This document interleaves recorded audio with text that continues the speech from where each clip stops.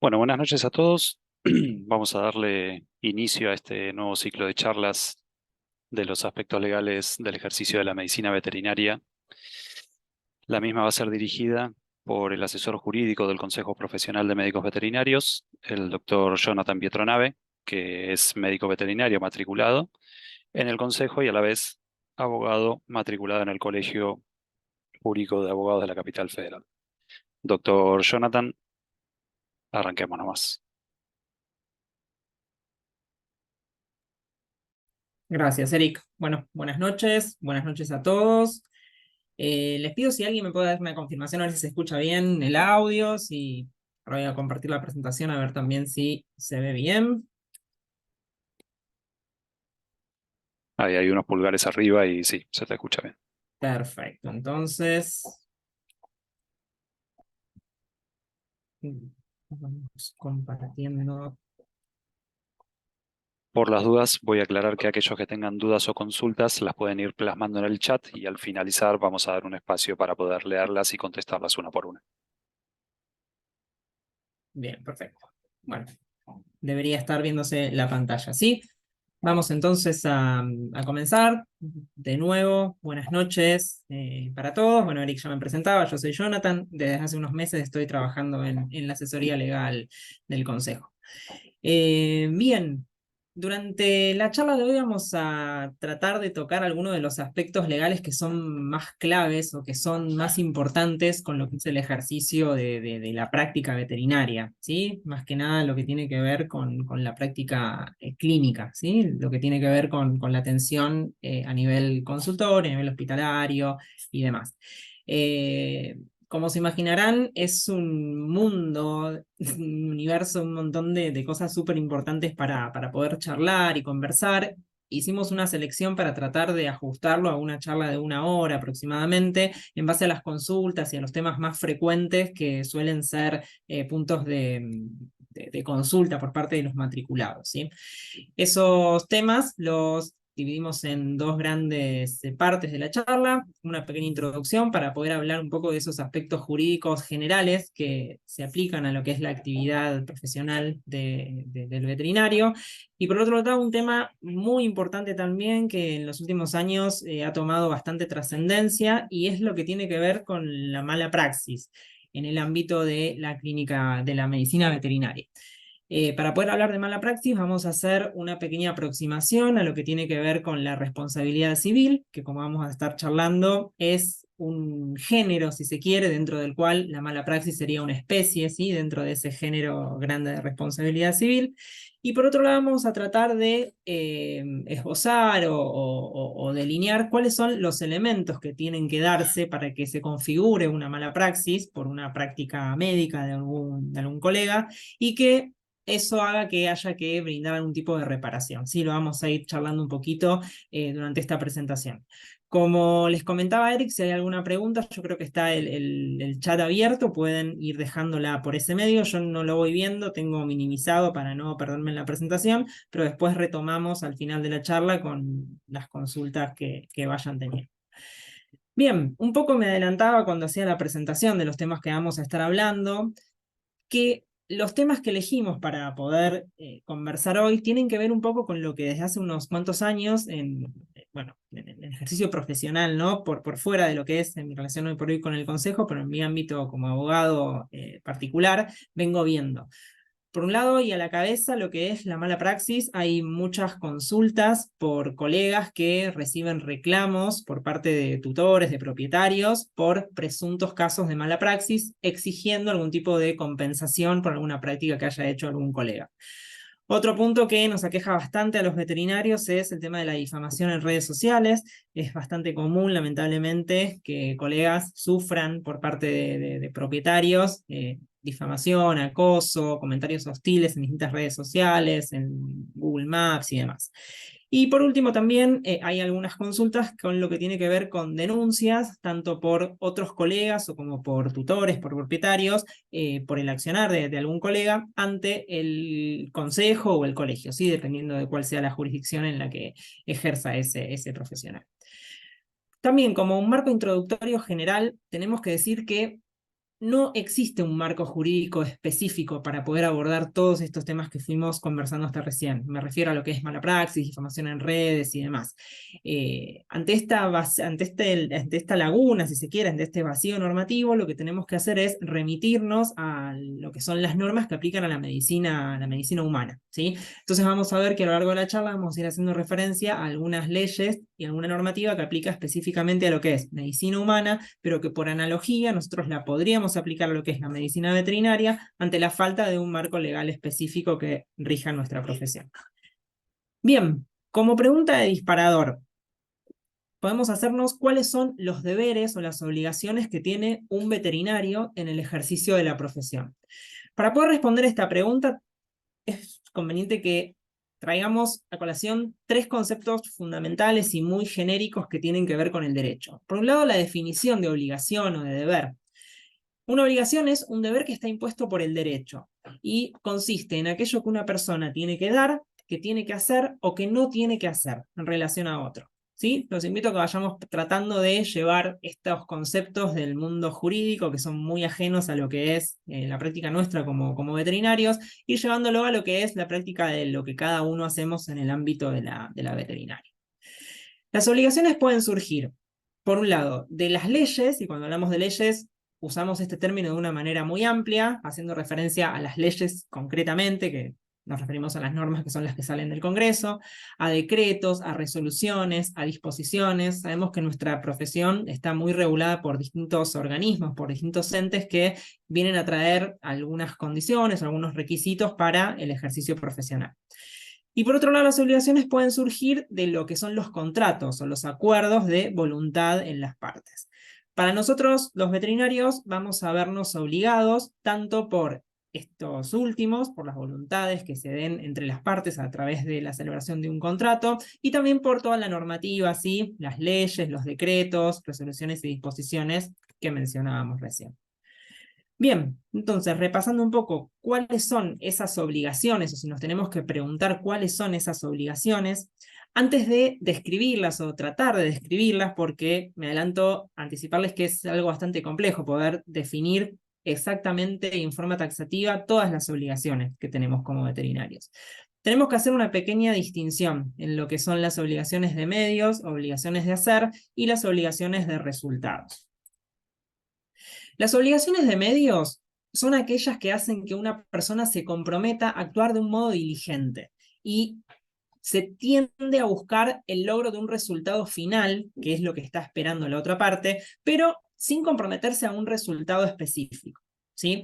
Es el caso que rige nuestra profesión. Nosotros como veterinarios nos comprometemos, el ejemplo de la clínica, a instaurar un tratamiento en pos de obtener una cura, en el mejor de los casos, pero nosotros no podemos asegurar el resultado de ese tratamiento. ¿Sí? Nosotros sí lo que podemos hacer es asegurarle a nuestro cliente o al propietario, tutor, que vamos a emplear todos los medios que tenemos intelectuales, económicos, etcétera, para ponerlos a disposición de ese paciente y llegar a un resultado esperado.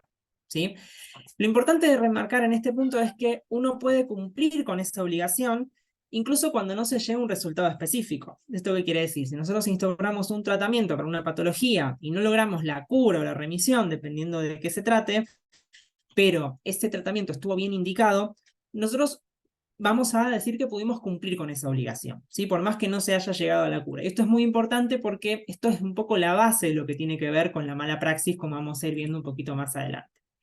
Y en contraposición, las otras obligaciones que no son las que nos rigen a nosotros como veterinarios son las obligaciones de resultados.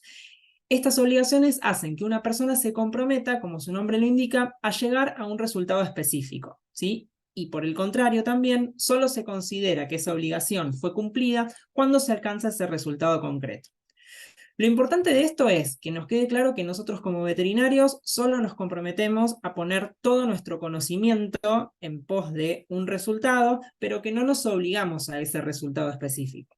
Y acá es importante también algo a remarcar, es que nosotros no deberíamos prometer un resultado al paciente. Por más que estemos absolutamente seguros de que el tratamiento que vamos a instaurar, la terapéutica, etcétera, vaya a dar un resultado específico, nosotros eso no lo podemos asegurar.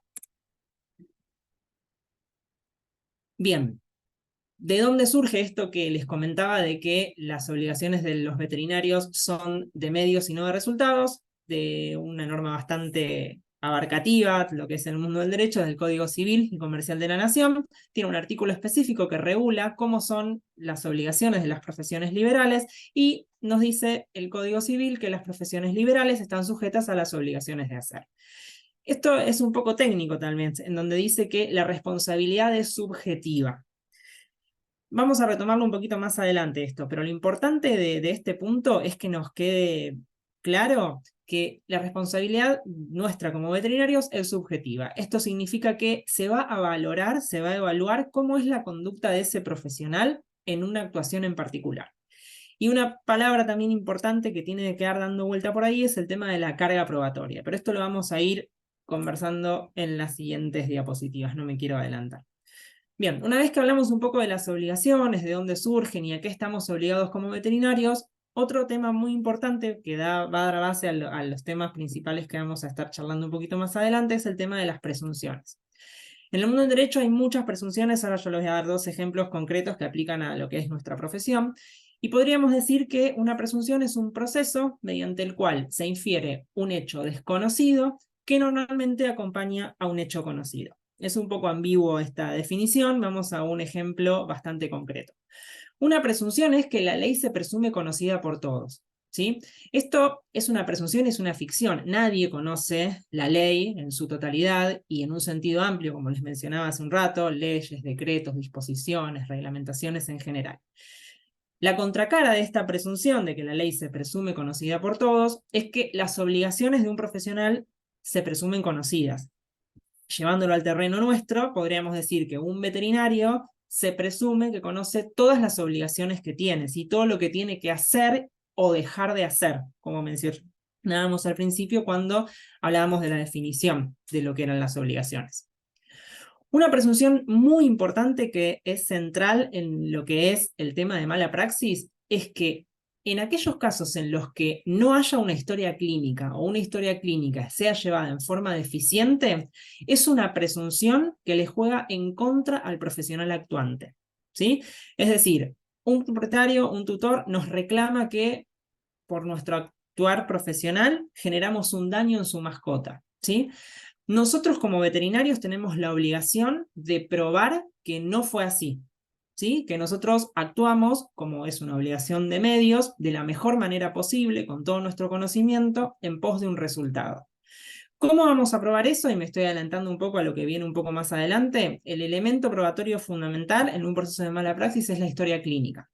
Ahora bien, si la historia clínica no es llevada o es llevada de forma deficiente, vamos a hablar un poquito de cuáles son los requisitos que tiene que tener la historia clínica, eso le juega en contra al profesional. Es decir, el juez a la hora de decidir si hubo o no mala praxis, va a tomar ese hecho de que la historia clínica no exista o sea deficiente en contra del veterinario. Y por último, otro término que es bastante importante en el mundo del derecho tiene que ver con los principios, ¿sí? Los principios son estándares generales que sirven para dar cierto entendimiento, cierta claridad en torno a cuestiones básicas del derecho. Vienen a ser como patrones que ordenan o que dan pautas básicas a todo el ordenamiento jurídico. Y de nuevo lo vamos a llevar este concepto tan amplio a el tema que nos compete en la charla de hoy, que es el tema de la mala praxis, ¿sí? Hay un principio general del derecho que es que no tenemos todos un deber de no dañar al otro, ¿sí? Es una obligación que tenemos de no provocar un daño a otro.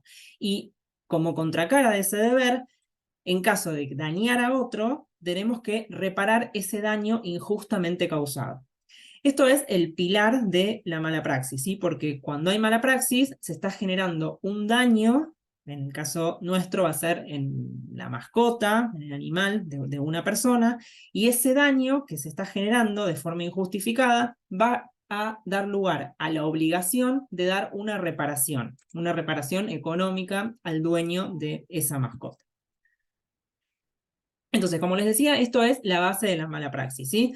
No dañar es el principio general que tenemos, y si se incumple ese principio general, surge la obligación de reparar el daño.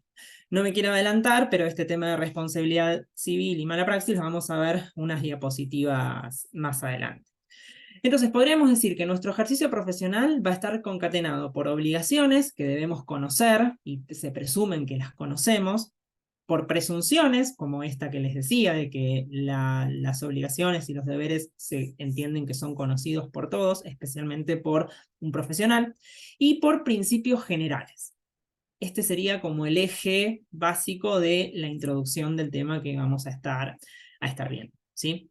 Bien, pasando un poco a lo que son las obligaciones del veterinario. Yo hace un ratito ya les decía que es un poco difícil poder taxativamente decirles cuáles son todas esas obligaciones. Sí podemos distinguirlas en dos grandes grupos. Por un lado, podemos hablar de normas generales y por otro lado, de normas especiales. Por normas generales entendemos a normas que rigen a cualquier ciudadano, cualquier individuo, ¿sí? Y para lo que es nuestra profesión podemos ir a las dos grandes ramas del derecho, que es el derecho civil y el derecho penal.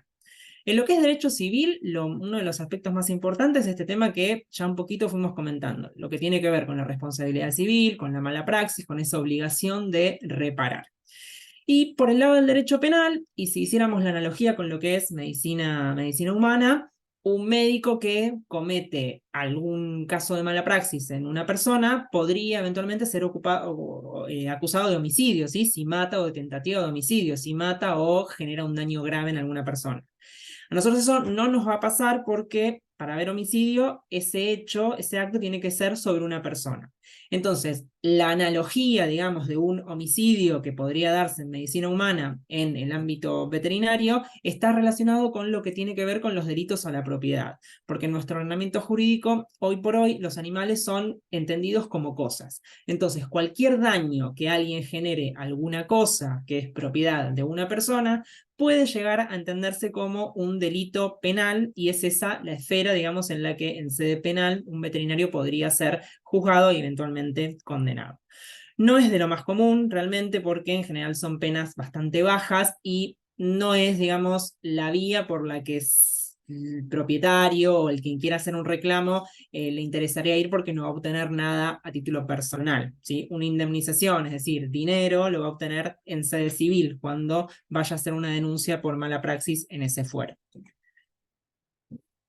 Y por otro lado tenemos lo que son normas especiales, ¿sí? Las generales dijimos que regían a toda la sociedad. Las especiales son las que van a estar directamente relacionadas con un veterinario, con una persona, por el hecho de ser veterinaria, ¿sí? Por el hecho de ejercer un rol determinado en la sociedad.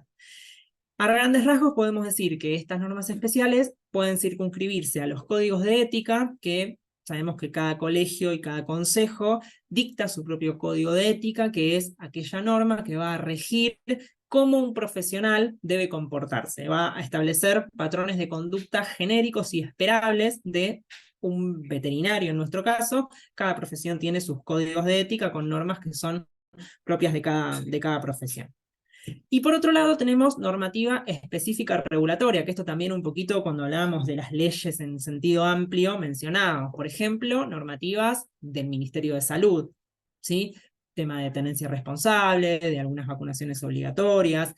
Por ejemplo, SENASA, lo que es la regulación de productos veterinarios, lo que es, por ejemplo, la ANMAT, con lo que tiene que ver con la regulación de productos alimenticios, materiales en contacto con alimentos, etc.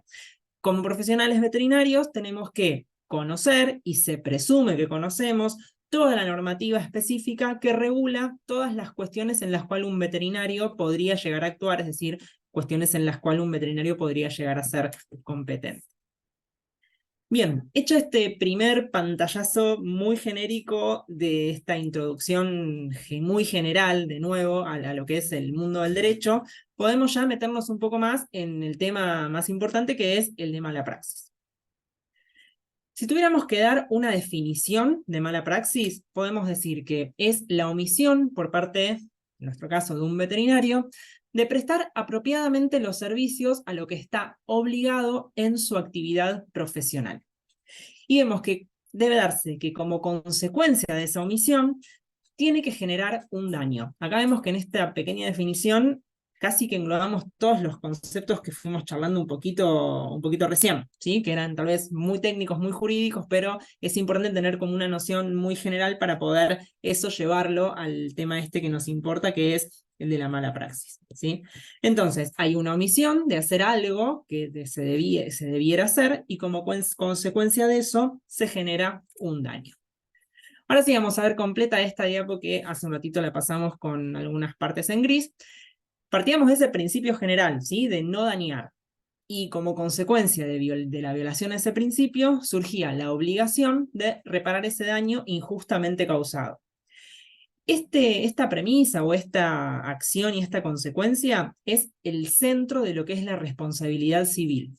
Que si tuviéramos que dar una responsabilidad civil, una definición, perdón, de lo que es responsabilidad civil, es la obligación que tiene una persona de reparar el daño que le causa a otra, habitualmente mediante el pago de una indemnización. Y llevándolo al ejemplo nuestro, sería la obligación que tiene un veterinario de tener que pagarle al propietario de una mascota por un daño que se le haya generado a ese paciente. Daño me refiero a muerte, en el peor de los casos, o algún tipo de daño menor, si se quiere, que produzca un detrimento, es decir, una disminución en el valor de ese animal y que pueda afectar su condición, ¿sí? O sea, el daño, ahora lo vamos a especificar un poco más, tiene que ser algo concreto, tiene que ser algo que se pueda contrastar. Y como decíamos, si tuviéramos que mencionarlo a nivel de género y especie, como si fuera una bacteria, la responsabilidad civil sería un género, y dentro de ese género, la mala praxis es una especie, ¿sí? Todos los requisitos que tienen que darse para que exista responsabilidad civil, vamos a ver que tienen que darse para que se configure la mala praxis. Y ahora sigamos con algunas cosas un poco más específicas de la mala praxis en sí.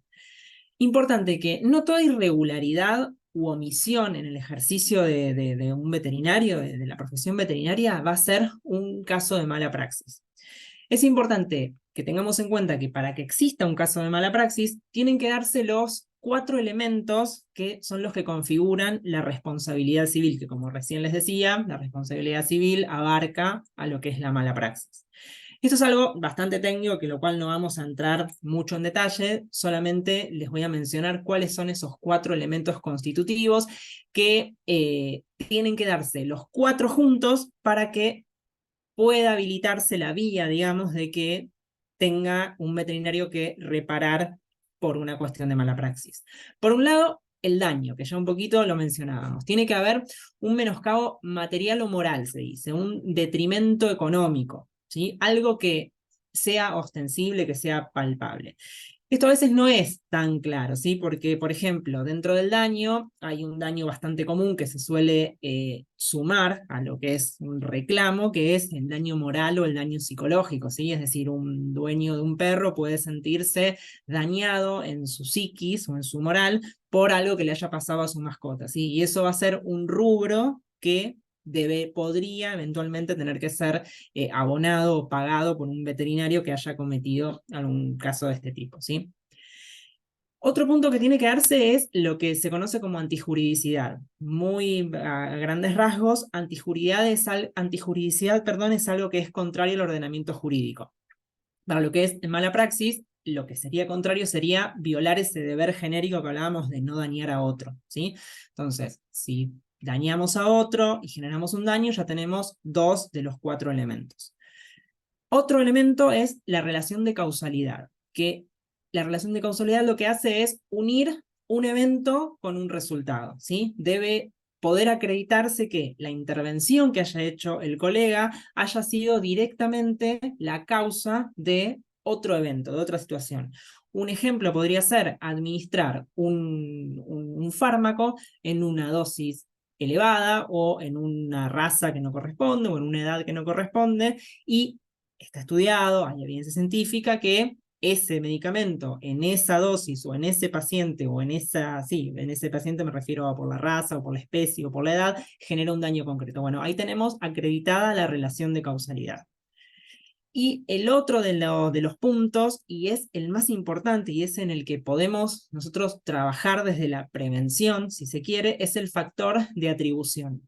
El factor de atribución muy sencillamente explicado, es aquella razón que permite atribuirle la responsabilidad a una persona de eso que pasó. ¿Sí? Ahora vamos a ir hablando un poquito más de cada uno y con algún ejemplo un poco más concreto, ¿sí? Pero lo importante es que tengamos en claro esto, que para que exista ese deber de tener que reparar o de pagar por una supuesta mala praxis, tienen que darse estos 4 elementos.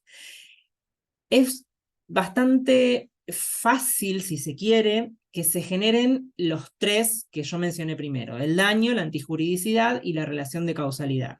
Lo que nosotros como veterinarios tendríamos que evitar de generar o de evitar de que se dé es ese factor de atribución, ¿sí? Es decir, de que por más que se genere un daño, por más que haya una relación de causalidad entre algo que un veterinario haya hecho y un resultado adverso que genere un daño, lo cual lo haría antijurídico, nosotros tendríamos que tratar de actuar de manera tal de que no nos asignen responsabilidad por eso, ¿sí? Es decir, que no exista un factor de atribución.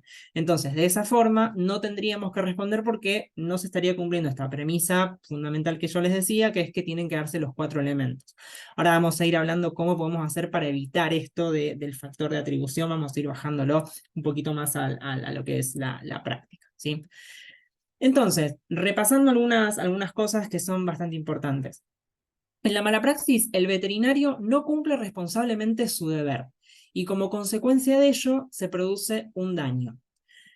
Acá es importante que comprende actos de negligencia, imprudencia o impericia, ¿sí? Estas 3 palabras podemos considerarlas como sinónimos. Técnicamente tienen algunas diferencias, pero en general lo que es o que se hace menos de lo que se debía hacer, o que no se conoce lo que se está haciendo, o que no se llega a hacer menos, pero no se hace correctamente lo que se debía hacer, ¿sí? Pero a estos fines podemos entenderlas como sinónimos, ¿sí? Y lo importante es que actuar negligente, en forma negligente, imprudente o con impericia, hace que se llegue a un error, ya sea en un diagnóstico, en un tratamiento, en alguna práctica, ¿sí? Y es muy importante también aclarar que puede darse por acción o por omisión, ¿sí? El hecho de no actuar y que se genere un daño, ¿sí? O sea, si yo no atiendo a un paciente y ese paciente muere, por ejemplo, bueno, eso podría ser entendido como una configuración de un caso de mala praxis. Y acá viene una consulta que es bastante frecuente, que es qué pasa cuando se presenta a consulta una persona con su mascota que no tiene dinero, que no puede pagar esa consulta. ¿Estoy obligado a atender? ¿No estoy obligado a atender? Bueno, como todas las preguntas en el mundo jurídico, la respuesta es depende, ¿sí? Si la vida de ese paciente está en riesgo, se podría decir que el veterinario tiene la obligación de sacar a ese paciente de la urgencia, ¿sí? De ese estado que está comprometiendo directa e forma inminente su vida. Acá también es muy finito hasta dónde sí y hasta dónde no, porque bueno, yo puedo hacer una primera intervención, no sé, ese ejemplo, si es un politraumatismo y hay una hemorragia activa, yo puedo detener esa hemorragia, estabilizar al paciente, pero si yo hago eso y ahí cesa mi intervención, bueno, la muerte o un daño grave se va a desencadenar.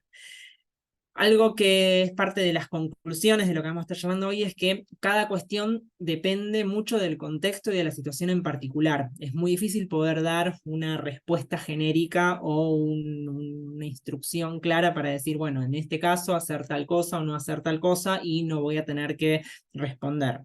Por eso es importante que podamos charlar un poquito de cuáles son estas cuestiones generales y que quede en lo más claro posible, o que por lo menos tengan el conocimiento de, bueno, qué es algo súper claro que podría llegar a configurar una mala praxis, qué no, pero en la casuística es bastante compleja. Ustedes de esto tienen, que se dedican a clínica, tienen mucha más experiencia de lo que yo les pueda decir de este lado, ¿sí? Pero importante que tanto por hacer o como por dejar de hacer puede configurarse un caso de mala praxis. Algo también a considerar es que tanto la clínica donde se produjo el hecho y el responsable técnico o el director técnico van a ser responsables junto con el veterinario actuante frente a la persona que fue dañada, ¿sí?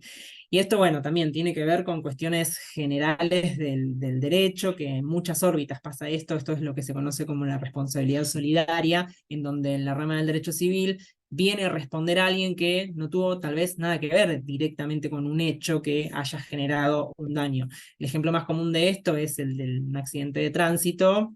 El titular del auto va a tener que responder o va a tener que pagar por los daños que haya generado el conductor de ese vehículo, ¿sí? Si es que él lo prestó o se lo robaron o maneja una tercera persona, bueno, en este caso pasa lo mismo. El dueño de la veterinaria capaz que estaba a 500 kilómetros de donde se produjo ese caso de mala praxis, pero frente a la víctima va a responder solidariamente junto con el veterinario y junto con el responsable técnico, director técnico de esa clínica si es que lo hubiera. En un juicio siempre es sumamente importante lo que son los elementos de prueba. Y para lo que es la mala praxis, los elementos más clásicos o más importantes a tener en cuenta son, por un lado, la historia clínica, ¿sí? Que vamos a hablar un poquito más adelante de eso, facturas, porque una factura, un ticket, un comprobante, un postnet, etcétera, pueden acreditar, ¿sí? La relación comercial que hubo entre un propietario y una veterinaria. Cámaras de seguridad, testigos y pericias. Son los elementos más importantes o los que más frecuentemente se ven en casos de mala praxis. Y ahora sí, para ir un poco más a la parte más interesante o que más les puede servir en lo que es la práctica diaria, esta pregunta podemos hacernos: ¿cómo evitamos o cómo podemos evitar responder frente a un supuesto de mala praxis? Y vengo con una respuesta que es un poco obvia tal vez, y es que adecuar, o sea, la forma de evitar responder para un supuesto de mala praxis es que tenemos que adecuar el desempeño profesional a la normativa vigente, que es un poco lo que estuvimos hablando. Esto es súper amplio, súper genérico, pero eso no es todo, porque no basta solo con adecuar ese desempeño. También es muy importante poder probar que nosotros adecuamos ese desempeño a la normativa vigente. Y yo acá ya les había adelantado hace un ratito que les decía que el elemento de prueba fundamental es la historia clínica. Y es importante volver a remarcarlo. La historia clínica es fundamental en un proceso de mala praxis. Puede salvarlos o puede hundirlos, hayan o no cometido un caso de mala praxis, ¿sí? Porque, y me adelanto también un poco a lo que voy a concluir un poco más adelante, que en un juicio de mala praxis o en cualquier juicio, no importa lo que realmente pasó, importa lo que uno es capaz de probar en el expediente. El juez no sabe qué pasó, el juez no estuvo en ese consultorio cuando un veterinario atendió a un paciente. El juez tiene que reconstruir eso, tiene que imaginarse todo eso en base a las pruebas que se presenten. La prueba fundamental va a ser la historia clínica, ¿sí? Si es llevada de la forma en que vamos a charlar ahora que debe ser llevada. Hay un principio general en el derecho que es quien alega, o sea, quien dice algo, quien acusa a alguien de algo, tiene la carga probatoria, es decir, tiene que probar que eso pasó, ¿sí? Volvemos al ejemplo del accidente de tránsito. Si yo digo que sufrí un daño porque alguien me atropelló con su auto, yo voy a tener que probar eso. Voy a tener que probar que esa persona manejaba, voy a tener que probar que sufrí un golpe con ese auto, que producto de ese golpe tuve una atención médica, ¿sí? Eso como lo probaré con testigos, con cámaras, etc. Ahora bien, en los casos de mala praxis se produce algo que es un término bastante técnico, pero es lo que se conoce como la inversión de la carga de la prueba. Y eso también es otro de los principios generales que hay en el derecho. Con esta inversión de la carga de la prueba, lo que se busca es que la persona o la parte que está en una situación desventajosa obtenga, digamos, un posicionamiento un poco mejor en esa relación o en ese reclamo. ¿Qué significa esto? Se supone que en un caso de mala praxis, la persona que sufrió ese daño no está con no tiene el mismo conocimiento que el profesional que actuó. Entonces le sería muy difícil poder probar que el veterinario, en nuestro caso, actuó mal. Entonces, ahí el derecho viene a equiparar ese desnivel que hay entre las dos partes y viene a decir, bueno, como acá hay una asimetría, hay una parte más débil que la otra, se supone que el veterinario está en una situación de ventaja por sobre el dueño de la mascota. Bueno, es él el que tiene que demostrar que actuó bien, ¿sí? Esto invierte este principio general que yo les decía, bueno, quien dice algo lo tiene que probar. Acá es al revés, acá viene alguien que va a decir algo, va a decir, este veterinario atendió a mi perro, lo mató, le generó un daño. Obviamente va a tener que hacer una mínima prueba de eso, ¿sí? O sea, con que diga eso no va a bastar para que se abra un proceso judicial. Va a tener que acreditar que el perro era de él, de ella, va a tener que acreditar que efectivamente ese paciente murió y mínimamente tendría que acreditar que hubo ahí una relación, o sea, va a tener que acreditar, pero muy sencillo, ¿eh? Como les decía, con alguna factura, con algún post de tarjeta de crédito, con algún testigo, o sea, algo que se imaginan es algo bastante sencillo de acreditar. Ya con esa base, ¿sí? En donde permita situar a ese perro, ese gato en ese consultorio, ya eso alcanza para que le caiga la pelota al veterinario, si se quiere, ¿sí? Y que el veterinario es el que tenga que probar que actuó bien, atendiendo a este principio inverso de la inversión de la carga de la prueba que rige en la mala praxis. Estos eran los cuatro elementos que les mencionaba hace un ratito, ¿sí? Que son importantes importantes y fundamentales para que se configure un caso de responsabilidad civil, es decir, un caso de mala praxis. El daño, la antijuridicidad, el factor de atribución y la relación de causalidad. Acá van a ver que el factor de atribución está tachado y remarcado, y esto ya lo adelanté un poquito, que es porque este factor de atribución, que era esa situación que permite atribuirle la responsabilidad de las otras tres cosas a una persona, es en lo que nosotros podemos trabajar para evitar o para prevenir tener que responder por un supuesto de mala praxis, ¿sí? Y ahora vamos a ir viendo un poquito cómo. Nos metemos un poquito más técnico, que nosotros los dejamos muy así al pasar, pero sí es importante ahondar un poquito en el factor de atribución, porque es lo que, y hablando mal y pronto, puede llegar a hacer zafar a alguien de tener que responder por un supuesto de mala praxis. Lo habíamos comentado también, que decíamos que en el caso de las profesiones liberales, el factor de atribución es subjetivo. Es decir, habíamos dicho que era que se evaluaba la conducta del agente, la conducta del veterinario. Y tuvo que actuar para que exista un factor de atribución con culpa o con dolo. El dolo es lo más sencillo y es la intención. O sea, alguien tiene que, con intención, dañar a alguien. Es bastante difícil de probar, porque la intención es algo que está en el interior de cada uno y es bastante difícil de probar, por eso a este supuesto no le vamos a dar demasiada trascendencia, sí a la culpa. Y acá están estas tres palabras que ya aparecieron antes en esta charla. La culpa consiste en la omisión de la diligencia debida, en la omisión de cumplir con todos los recaudos, con todos los requisitos que se espera de un profesional, en nuestro caso. Y comprende casos de imprudencia, de negligencia o de impericia, que habíamos dicho que tienen alguna diferencia, pero que para el caso que nos incumbe, podríamos decir que es hacer las cosas más o menos, hacer un poco y no hacer todo, o dejar de hacer. ¿Sí? A grandes rasgos podríamos decir que esas tres palabras las podemos resumir en una misma situación.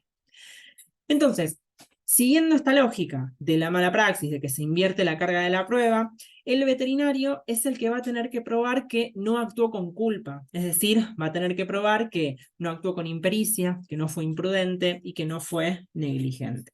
Esto es lo que va a tener que probar frente a esa prueba genérica que yo les comentaba que recae en cabeza de quien va a reclamar, ¿sí? De que evidentemente pueda demostrar que ese paciente fue atendido en su veterinaria, etc.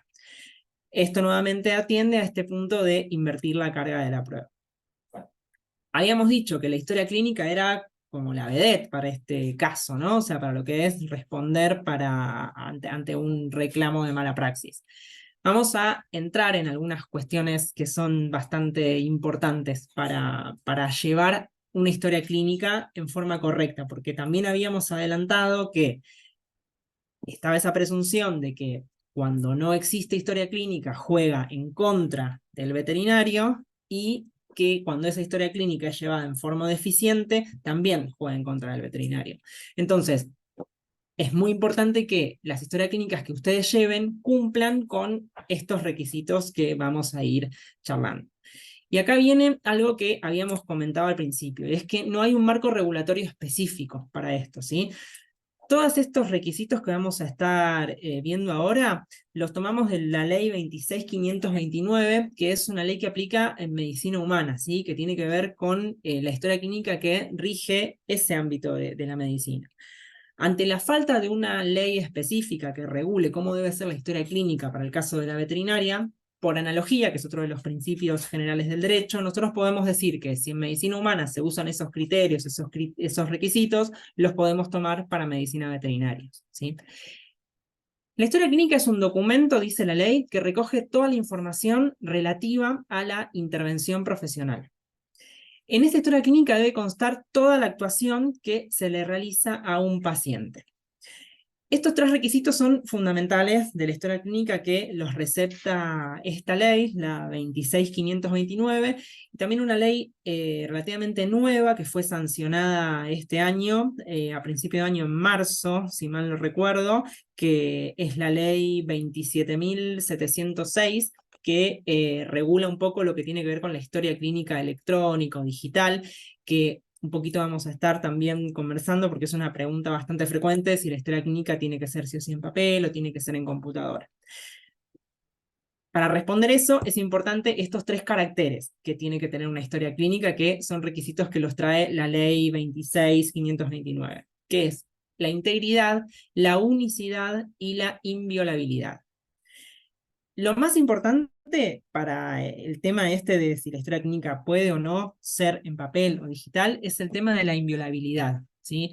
Cualquier sistema informático que se utilice para llevar a una historia clínica tiene que asegurar de que lo que se escribe, lo que se vuelca en esa historia clínica no sea modificable y que si es modificable quede la evidencia, digamos, de que esa historia clínica se corrigió, se salvó, porque esto nos puede pasar si llevamos a una historia clínica a mano, si yo me puedo equivocar, puedo tachar y puedo escribir al lado. Bueno, eso está bien, eso asegura que no es inviolable la historia clínica, ¿sí? Porque yo puedo salvar un error que haya cometido involuntario al momento de escribir. Esto tiene que reproducirse en el software informático que se esté utilizando para llevar esa historia clínica, ¿sí? La mayoría de los comerciales que se usan en la práctica diaria cumplen este requisito y en caso de que tenga que ser necesario hacer una pericia informática sobre esa historia clínica, se puede llegar a determinar si esa historia clínica fue o no editada posteriormente, ¿sí? Pero bueno, estos son los tres requisitos que son fundamentales para que la historia clínica se considere que es llevada en forma correcta y no en forma deficiente, porque, como decíamos hace un ratito, si es llevada en forma deficiente, va a jugar en contra para el veterinario. Algo muy importante, que el paciente es el titular, es el dueño de esa historia clínica y tiene libre acceso a ella. Es bastante, no sé si bastante frecuente, pero hay algunas consultas de colegas que son un poco reacios a dar esa historia clínica, o que ante la solicitud del propietario de dar la historia clínica, o lo duda, o solamente quiere dar una epicrisis, un resumen de esa historia clínica. Bueno, eso no sería correcto, ¿sí? La historia clínica tiene que estar a disposición del paciente, dice la ley, porque no es medicina humana, pero en nuestro caso sería a disposición del propietario de nuestro paciente. La ley específicamente trae esto que ya nosotros lo veníamos infiriendo de este esquema general de responsabilidad que les decía, que la falta de historia clínica o su confección defectuosa configura una presunción en contra del médico veterinario. Y es importante también, esto tiene que ver con ese carácter de integridad que mencionábamos que tiene que tener la historia clínica, que forman parte de ella los consentimientos informados, las planillas de enfermería, protocolos quirúrgicos, métodos complementarios, informes de esos métodos complementarios, cualquier práctica, ¿sí?, que se realice en ese paciente. Y es importante también que debería constar en esa historia clínica las prácticas que fueron rechazadas o que fueron abandonadas. Y esto va a ser un punto bastante importante que podría permitir a un veterinario probar que actuó de la manera correcta, ¿sí? Ejemplo, si nosotros indicamos un tratamiento y indicamos un control para ver la evolución en 48, 72 horas, y ese paciente no acude a ese control, ese propietario no acude al control, sería de buena práctica y sería algo aconsejable que el profesional deje asiento de esa omisión o de ese abandono en el tratamiento por parte del propietario, ¿sí? Porque eventualmente, primero debería haber dejado registro de que se indicó, ¿sí?, ese control. En la historia clínica se indica control dentro de 48 horas, dentro de 72 horas. Eso sería bastante, ya un elemento bastante a su favor, ¿no? En el supuesto caso de que ese propietario no concurra a ese control y que el paciente fallezca, por ejemplo. Y lo ideal sería de que una vez cumplido ese plazo que el profesional dio para ese control y el propietario no haya concurrido a ese control, a la clínica, que se deje asiento de eso también en la historia clínica. Yo sé que a veces esto es un poco difícil y en la práctica diaria, en consultorios donde hay un flujo de pacientes bastante importante, es un poco difícil de implementar esto y que tal vez les suene que es muy fácil decirlo en este ámbito, pero a la hora de hacerlo que sea un poco complicado. Por eso es que yo les digo cuál es la situación ideal y cuál es el mínimo, ¿sí? El mínimo sería que en esa historia clínica quede indicado el registro sí, registrado sería en realidad la indicación de ese control, ¿sí? Y si se pudiera, en caso de que no se asista, que también eso quede registrado. Otros puntos claves que tiene que tener la historia clínica, ¿sí? Según la ley 26.529. La fecha de inicio de su confección, los datos identificatorios del paciente. Y en este caso sería importante que no sean solo del paciente, sino también del propietario. Y esto es un punto que es muy importante y tiene que ver con esto que les comentaba hace un ratito de que los animales en nuestro ordenamiento jurídico son cosas, ¿sí? El principio general es que sobre las cosas puede disponer su dueño. Ahora bien, ¿cómo sabemos nosotros si es realmente el dueño de un perro el que viene a consulta, ¿sí? Con ese animal? Bueno, no tenemos forma fehaciente de saberlo. Sí, lo que podemos hacer es asegurárnoslo cuando abrimos la historia clínica. Entonces tenemos que consignar en algún apartado cuáles son los datos del propietario. Y acá yo digo propietario y sé que muchos de los colegas no hablan más del término propietario y se prefiere más el término tutor. Incluso esa palabra se usa bastante en lo que son los consentimientos informados o en las autorizaciones para alguna práctica. Sobre todo en ese tipo de documentos es muy importante que quede constancia de que no es el tutor el que está dando ese consentimiento, que es el propietario, que es el dueño, que es quien tiene poder de disposición sobre esa cosa, por más que suene horrible de la manera que lo estoy diciendo, ¿sí? Pero es todo el marco jurídico que yo les estaba dando hasta este momento, ¿sí? Sobre una cosa que es como hoy por hoy están dispuestos los animales en nuestro ordenamiento jurídico, solo puede disponer su dueño, ¿sí? Entonces, si nosotros como veterinarios hacemos firmar a alguien, que ese alguien dice ser el tutor o dice ser el responsable y no dice ser el dueño, y nosotros nos autorizan una práctica y esa práctica tiene un resultado que no era el esperado, ¿sí? Bueno, nosotros ahí podríamos llegar a estar en una situación de tener que responder frente al verdadero propietario, ¿sí? Del paciente. Es muy común que traigan, no sé si muy común, pero puede darse que un vecino, un amigo, un familiar traiga al paciente a consulta. En una práctica sencilla, en algo de rutina, bueno, tal vez no importe, ¿sí? O sea, no haya algún resultado que genere un daño, que genere algo, y no habría ningún problema en que eso se diera de esa forma. Pero sí es importante que cuando hay alguna práctica que involucre algún riesgo un poco más tangible, un poco más concreto, sí que sea el dueño el que venga con ese paciente y que esté en la historia clínica que esa persona es el propietario, ¿sí? Incluso sería de buena práctica también que cuando se abra esa historia clínica, al margen de que en el encabezado van a estar los datos de dirección, nombre, apellido, etcétera, quede constancia de que tal persona, Pablo González, que está escrito arriba, por ejemplo, dice ser el propietario del paciente y, bueno, repetir algunos de los datos que estén consignados en el encabezado de la historia clínica, ¿sí? Bien, esto era la salvedad para los datos identificatorios del paciente barra propietario.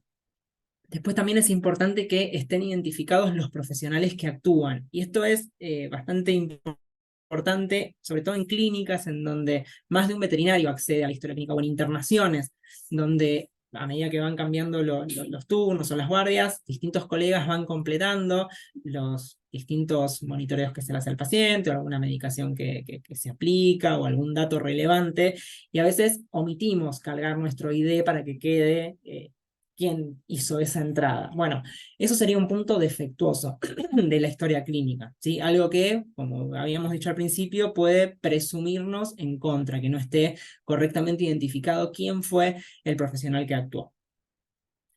Los registros deben ser claros y precisos acerca de los actos que se realizan, las prescripciones que se den de medicamentos, las prácticas que se efectúen, los estudios que se indiquen, los diagnósticos presuntivos, el pronóstico. Todo lo que se diga, todo lo que se explique, tiene que quedar registrado de forma clara y precisa, ¿sí? Sería también de buena práctica cuando hay alguna cuestión que es un poco compleja, que también quede registro de que se explicó al propietario acerca de estas cuestiones, ¿sí? De los actos, de las prescripciones que se hayan dado y demás, y que la persona dice entender o dice comprender. Y eso también sería algo que eventualmente podría llegar a ser digamos, de beneficioso, ¿sí? Para el veterinario que lastimosamente se vea en una de estas situaciones. Algunas palabras específicas para lo que tiene que ver con el consentimiento informado, que como habíamos dicho que la historia clínica, uno de los requisitos, uno de los caracteres que tenía era la integridad. Los consentimientos informados también forman parte de la historia clínica. Los consentimientos informados son declaraciones de voluntad que se efectúan luego de recibir la información suficiente referida al tratamiento que propone el veterinario. Y acá es importante remarcar que esta declaración tiene que hacerla el propietario después de que se le explique, después de que se le brinde información del procedimiento específico que se le va a hacer a ese paciente. Hay clínicas que tienen consentimientos informados genéricos cuando se dan de alta, digamos, a ese paciente, a ese animal en esa veterinaria. Al momento de abrir la historia clínica se les hace firmar un consentimiento informado en donde el propietario autoriza cualquier tipo de práctica, en algunos hacen algún tipo de enumeración, ¿sí? Prácticas de enfermería, maniobras diagnósticas, semiológicas, etcétera, muy genérico. Bueno, eso no sería un consentimiento informado. Un consentimiento informado tiene que ser específico para el acto médico que se pretende realizar, se tiene que explicar cuál es el resultado que se espera, se tiene que decir cuáles son las consecuencias adversas que podrían llegar a darse por esa práctica, y tiene que constar que la persona pudo haber hecho las preguntas que hayan sido necesarias para terminar de entender, que comprende el acto que se va a realizar, que presta su consentimiento, ¿sí? Bueno, esto es el segundo punto, que tiene que quedar muy claro cuáles son los riesgos, cuáles son las alternativas, las probabilidades de éxito, el pronóstico en general, si es para tratar alguna patología, esa práctica o esa maniobra que se va a realizar, ¿sí?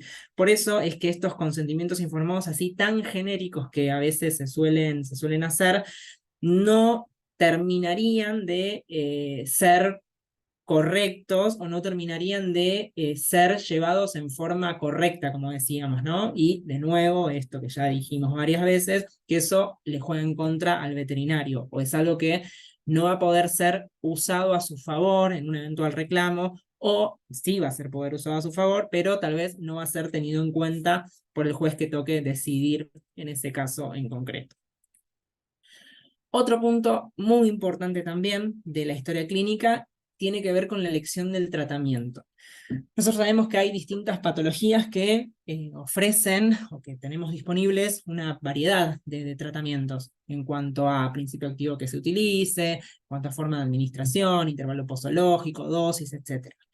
Lo ideal y lo correcto sería que quien termine de elegir el tratamiento sea el propietario.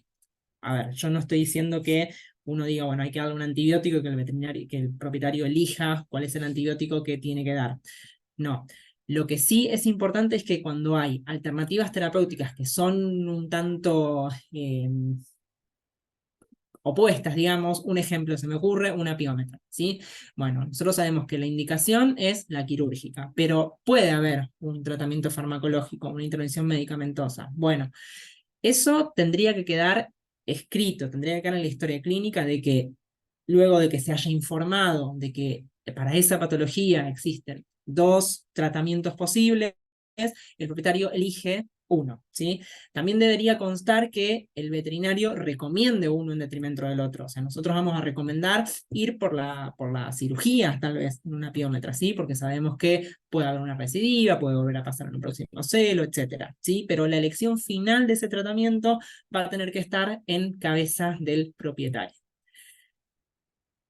Esto es lo que vamos con el segundo punto, que el tutor, el propietario, va a tener que tomar esa decisión y que esto tiene que quedar documentado en la historia clínica, porque nuevamente es algo que decíamos hace un rato, que lo que importa a la hora de que te condenen o no por un caso de mala praxis es que vos puedas demostrar lo que pasó, que vos puedas probar lo que decís que pasó. ¿Sí? Y la única manera de que esto suceda es que quede correctamente registrado en la historia clínica.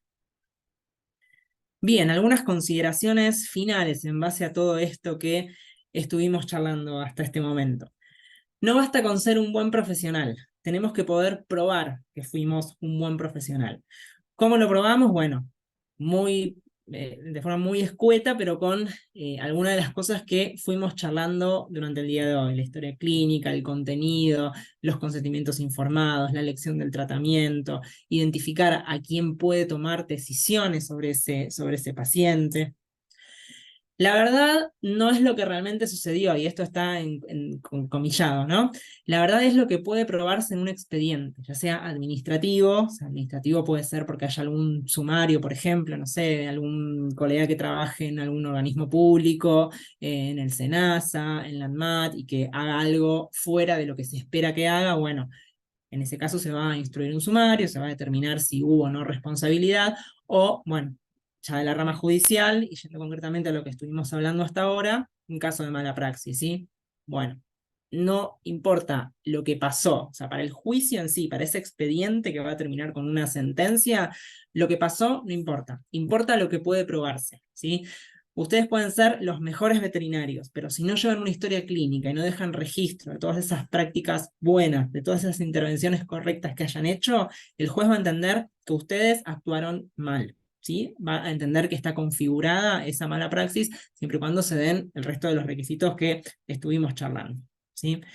Y algo que es fundamental y que evita muchos problemas es que hay que anticiparse a las situaciones que son potencialmente conflictivas. ¿Cómo podemos anticiparnos a estas cuestiones? Es contar con modelos. ¿Sí? Los modelos de autorizaciones, de consentimientos informados, de autorizaciones para alguna práctica suelen estar hechos. O sea, nadie se pone a escribir esto en el momento en que tiene que hacer alguna práctica. ¿Sí? Bueno, lo importante es que esos modelos idealmente estén revisados, si tienen la posibilidad de que algún abogado les pegue una miradita para asegurarse de que cumpla con estos requisitos que son bastante importantes, que estuvimos charlando, que surgen específicamente de la ley, tanto para los consentimientos, para las autorizaciones, para los datos que tienen que registrarse en la historia clínica, ¿sí? Bueno, y no solo esos modelos, sino también protocolos de actuación que estén validados, o anticiparse a estas situaciones conflictivas. Mencionábamos un ejemplo de, bueno, ¿qué pasa si viene alguien que no tiene medios para atenderse? Bueno, ¿hasta dónde sí, hasta dónde no? Bueno, si eso lo tratan de protocolizar y de bajar y de escribir y de pensar antes de que suceda, seguramente en frío y en forma anticipada esa situación potencialmente conflictiva van a tener mayor claridad para poder enfrentar esa situación en el supuesto caso de que se les llegara a presentar, ¿sí? Alguna situación de ese tipo. Bien, eso fue todo. Espero haber sido claro. Son temas bastante técnicos, bastante aburridos para nosotros como veterinarios, pero la idea era poder charlar un poco de estas cuestiones que, si bien son muy jurídicas, son muy importantes que puedan tener en cuenta, y bueno, para tener algún elemento para poder aplicar en la práctica diaria. Tenemos un ratito para preguntas, si es que hubiera alguna consulta. No sé, el chat cómo estará. Eric, si estás por ahí para darme una mano con eso. Sí, por supuesto. Tenemos unas 6, 7 preguntas más o menos. La primera dice si conoce el fallo que hubo en Entre Ríos ante una situación de escrache en las redes a una colega. Sí, algo de eso vi que no leí el fallo en concreto, leí una noticia. Eh, no sé muy bien por qué fue que fue el escracho, pero sí sé que hubo una intervención por parte del colegio. Pero ¿hay alguna pregunta en concreto de esto? No, parece ser que está interesado en saber qué opina usted al respecto.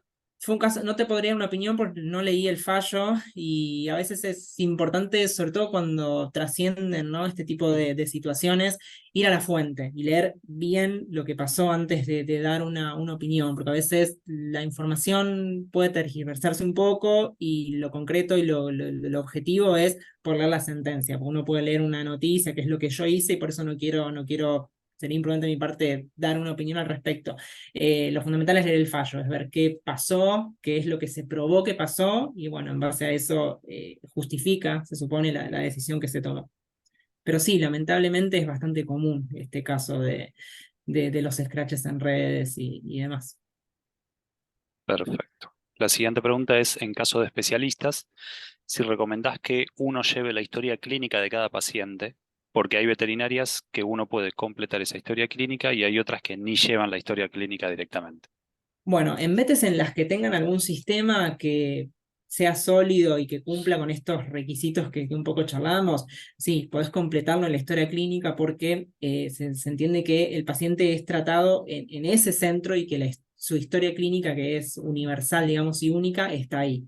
Ahora, si vos como especialista vas a un lugar en donde no contás con esa seguridad, y lo recomendable sería que lleves vos una historia clínica o al menos un registro que cuente con estos mínimos datos que estaban, identificar al propietario, al paciente y demás, y lo que hiciste vos como especialista.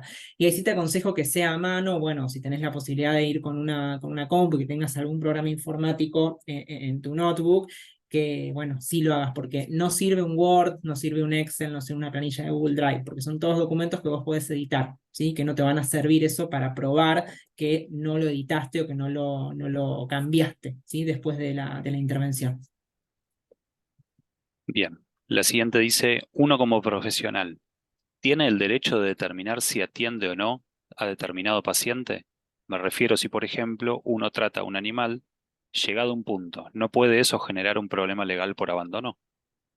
No, el abandono se va a configurar en el caso de que vos abandones a un paciente que esté en riesgo de vida, ¿sí? O sea, vos podés derivar a un paciente, o sea, a ver, vos podés elegir a quién atender y a quién no atender. No sería éticamente correcto que vos digas, no, yo a vos no te quiero atender, ¿sí? Por el motivo que sea. Es muy común la pregunta de, mira, yo le indiqué tal tratamiento y no lo quiso hacer.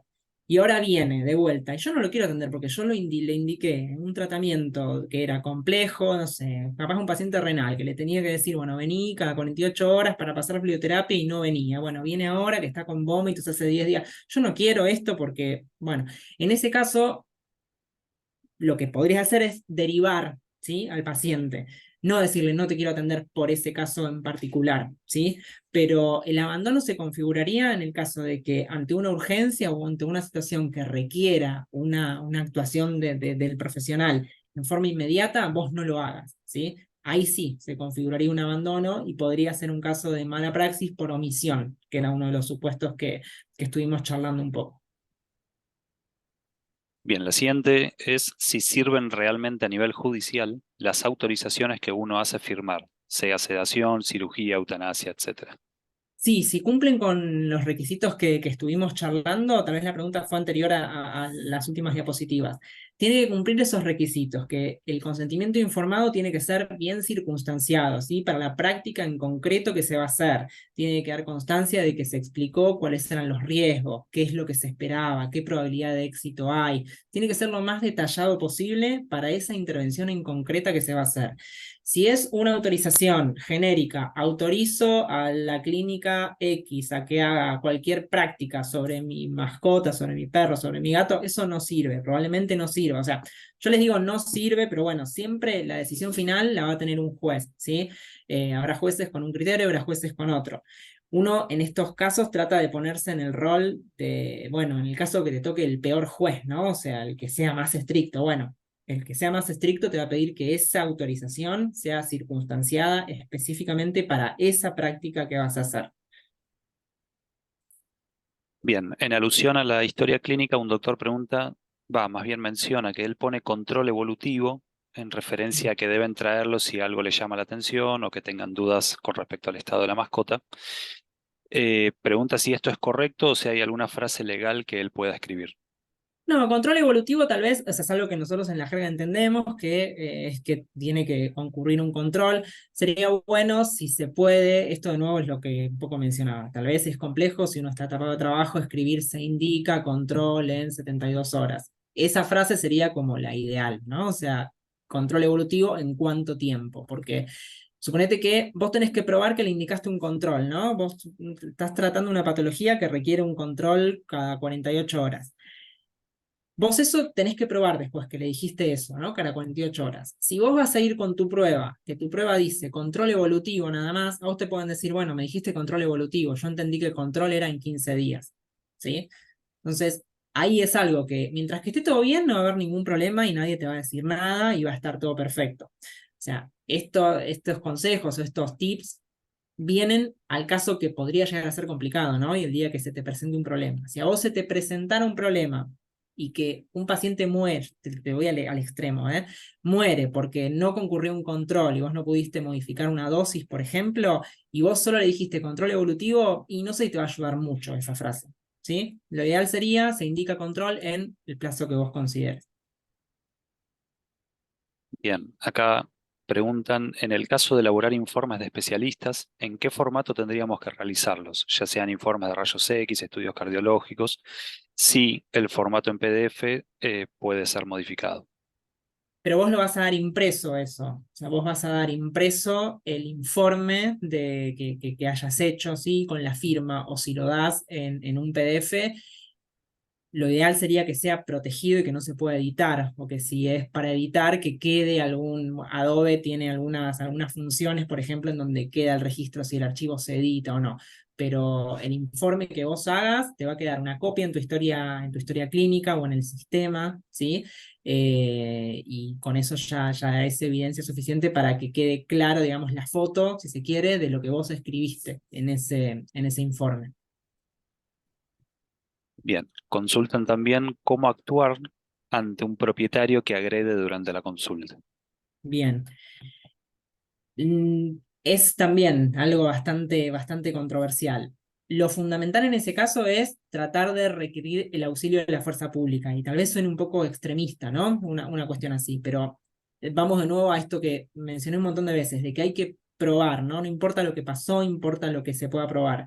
Si vos no vas a atender a un paciente, estás, si se quiere, corriéndote de un mandato que te dice que tenés que atender, ¿sí? Entonces, se supone que vos, eventualmente en un futuro, si alguien te reclama que no brindaste atención, vas a tener que demostrar alguna causal que te justifique esa situación. Bien, ¿cómo podés vos probar que fueron violentos con vos? Bueno, decir que llamaste a la policía y llamar a la policía, tratar de hacer un llamado al 911, tratar de pedir auxilio a alguien, tratar de pedir ayuda a alguien, tratar de calmar las cosas y derivar a ese paciente, no te digo una derivación externa, ¿no? Pero si hay algún otro colega en la clínica, tratar de que el caso o esa consulta al menos la trate otra persona, ¿sí? Puede llegar a ser un poco complejo, pero acá viene esta parte importante que era una de las últimas diapositivas, de el tema de los protocolos, el tema de tener esto estandarizado desde antes, ¿sí? Si vos ya más o menos tenés, en líneas generales, qué hacer ante estas situaciones con estos tips, 3 o 4 tips que pudimos mencionar recién, bueno, vos ahí ya tenés algo protocolizado y vas a poder saber cómo moverte ante una situación de violencia. Pero como mínimo, esas 3, 4 cositas que te nombré, tratar de requerir auxilio de la fuerza pública, que haya algún testigo que vea lo que esté pasando, que puedas derivar a ese paciente a alguien que esté ahí en la clínica. Y de nuevo, va a depender mucho de la situación en particular, ¿no? Porque esto que yo digo es fácil si es una clínica en donde hay más de un colega, más de una persona, etcétera. Ahora, si es un consultorio en donde estás vos solo y estás en esa situación, y bueno, tal vez lo único que te quede es el llamado al 911 para que vos después eso lo puedas acreditar o puedas decir, sí, mirá, no lo atendí por una situación de violencia. Va a depender mucho de cada caso en concreto. Bien, vamos con las últimas tres. La primera de ellas viene doble. Sí. Pregunta, ¿cuánto tiempo debemos conservar las historias clínicas y cuánto tiempo después de la consulta todavía Ujú. tenemos la obligación de compartir la historia clínica con el dueño del paciente? La historia clínica siempre tenés la obligación de compartirla porque es propiedad del paciente, ¿sí? Y en cuanto al tiempo, acá tenemos otro vacío legal. todos los plazos que están definidos en las leyes de conservación de documentos de historia clínica, de protocolos, de muestras y demás, están aplicados a lo que es la medicina humana. Y si ustedes van a ver esos plazos, van a ver que son plazos que tienen que ver con la expectativa de vida que tiene el ser humano, ¿sí? Tal vez tengas que guardar una historia clínica 40, 50 años, ¿sí? Donde sabemos que un paciente de los nuestros no va a vivir nunca ese tiempo. Ante estas situaciones, si son registros en formato papel, me imagino que es lo que puede llegar a traerles un poco más de complejidad para almacenar, lo ideal sería como mínimo 15 años, 15, 20 años, y esto se los digo, no hay una norma específica que lo diga, ¿sí? O sea, es como por generalidad, ¿sí? Muchos documentos en general, cuando hay que conservar documentos, el plazo suele llegar a ser ese. Puede llegar a ser difícil de que, porque otro punto importante a tener en cuenta también es que estas causas de mala praxis y demás tienen plazos de caducidad, ¿sí? Y de prescripción, o sea, uno no puede reclamar un caso de mala praxis que fue hace 20 años, hace 10 años, ¿sí? Entonces, jugando un poco con los plazos de prescripción y de caducidad, y con esta falta de una normativa específica, te podría decir que entre 10 y 15 años que lo puedas guardar, podría llegar a ser. Y si es en formato digital, bueno, no, tratar de guardarlo si se puede ese tiempo o más, mejor. ¿Sí? Total, eso es algo que virtualmente o en formato digital no sería tan complejo de almacenar, tal vez. Bien, la siguiente pregunta es, ¿cuándo uno tiene que responder frente a una acusación? ¿Cuando le llega la carta o documento?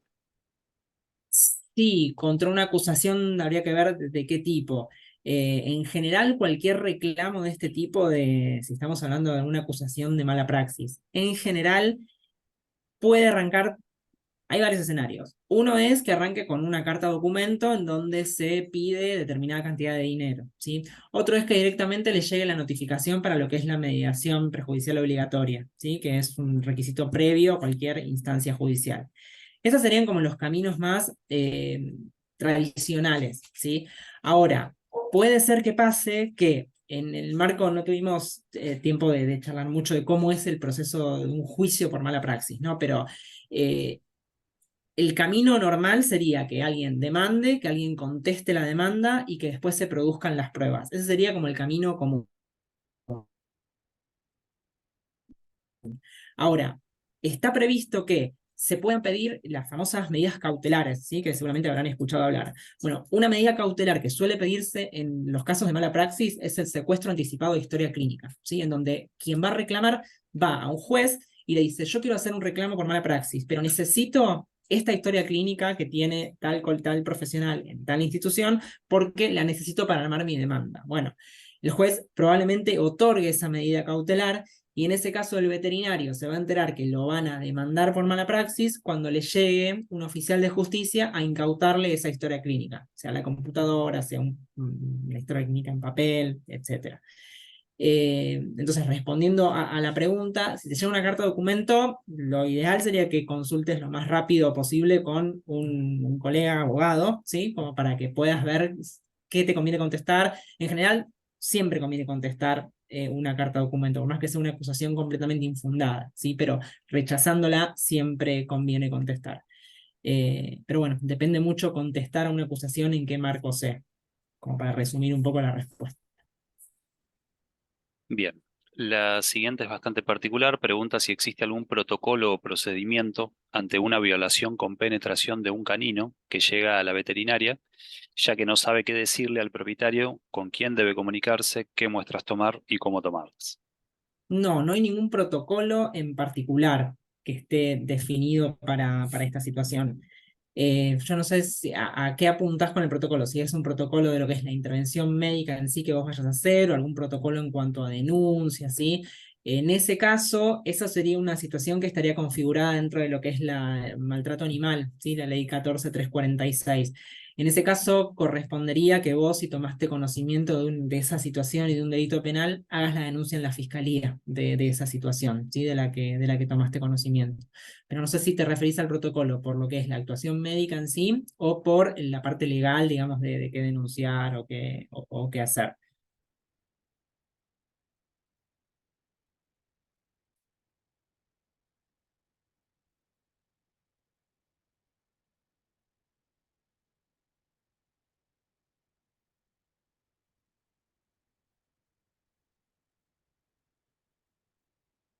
No sé, Eric, si Perdón, responderás, si sí, preguntas. no, no, hablé y me quedé muteado, perdón. Ah, no, Este, perdón.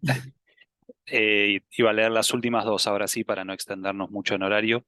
Dale. La siguiente es, ¿se puede utilizar cámaras de filmación en la consulta a modo de protección en caso de que nos toque atender un propietario problemático? Sí, se puede. Lo ideal es que haya carteles. Vieron como en el supermercado Sonría que está siendo filmado. Bueno, eh, eso sería lo ideal y lo que correspondería de que la persona que esté en esa situación esté advertida de que hay cámaras y que están siendo filmadas. Pero sí, eventualmente esa prueba podría ser usada en defensa de lo que sea. En defensa y en contra, ojo también, ¿sí? Pues ustedes tienen cámaras en las vetes y son reclamados por algo. Bueno, el que quiera reclamar puede llegar a pedir esa prueba también en su favor. Pero la respuesta sería sí, te serviría. Lo ideal sería el cartel avisando que están siendo grabados. Bien, y ahora sí, la última pregunta. A nivel quirúrgico, por ejemplo, ¿es indispensable la necropsia del animal para determinar un error veterinario? No, no, no es indispensable. O sea, va a ser uno de los medios de prueba que muchas veces es el punto que falla, ¿no? Y es donde de este lado yo en el ejercicio mío como abogado o sea, trato de estar siempre del lado de los vetes, ¿sí? De contestar estas demandas de mala praxis. Ese es un punto flojo siempre de la mayoría de los reclamos que hay, que no hay una necropsia, ¿sí? Entonces eso vos podés atacar por ese punto porque no tenés como veterinario el derecho a defenderte y a que se haga esa necropsia y que haya una prueba objetiva de ese cuerpo que efectivamente haya muerto, ¿sí? O sea, hay como varios tecnicismos legales que por ese lado se pueden ir. Ahora bien, una práctica quirúrgica que fue mala, que hubo una mala intervención y no se haga necropsia, bueno, eso va a ser algo que en la estrategia del veterinario va a estar seguramente del lado del abogado, ¿no? Que lleve la estrategia, pero el hecho de que no se haya hecho esa necropsia no es que eso a vos te va a eximir completamente de tener que responder, ¿sí? O te va a salvar de que te condenen por una mala praxis. Bien, excelente. Bueno, no sé si quieres decir algunas palabras, Jonathan, antes de dar el cierre. No, no, no, nada más. Bueno, muchas gracias a todos por la participación, por las preguntas. Es súper enriquecedor esto, ¿no? De la casuística de ustedes que están todo el día lidiando con estas cuestiones y que lo puedan traer a estos espacios para que de este lado podamos darle alguna respuesta que trate de ser lo más ajustada posible a la realidad que viven. Es muy enriquecedor. Nada, solamente eso. Tienen los correos del consejo para acercar cualquier otra inquietud que tengan. Y bueno, nada, estamos a disposición. Así que de nuevo, gracias a todos y que tengan buenas noches. Bueno, tal cual como lo mencionó el doctor Jonathan, sí, que desde el Consejo estamos abiertos siempre a recibir todo tipo de dudas o consultas que tengan. Ahí les pasamos por el chat el mail. Recuerden que tenemos una página web, www.cpmb.org.ar. Ahí tienen toda la información del día a día. Y bueno, cualquier otra duda o consulta que tengan, los esperamos a partir de mañana en la casilla de correo o telefónicamente si es que no es demasiado técnica. Bueno, muchísimas gracias a todos por haber participado. Gracias, doctor, por el tiempo también dedicado en esta noche. Y bueno, nos veremos en una eventual próxima charla. Buenas Buenas noches noches. a todos.